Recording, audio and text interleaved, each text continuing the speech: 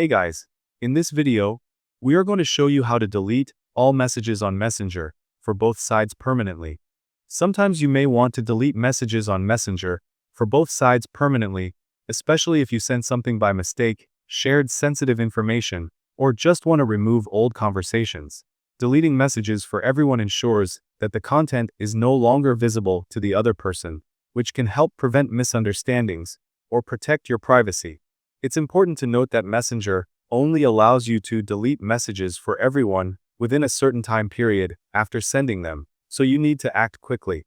Here's how you can do it on your mobile device safely and easily.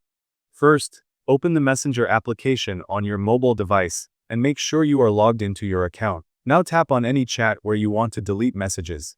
Then hold the message you want to delete until options appear. Now tap on delete. Then tap on delete again. Messenger will ask if you want to delete the message for everyone or just for yourself. Tap on delete for everyone. This will remove the message from both your chat and the recipient's chat permanently. As you can see, the message is now deleted from both sides.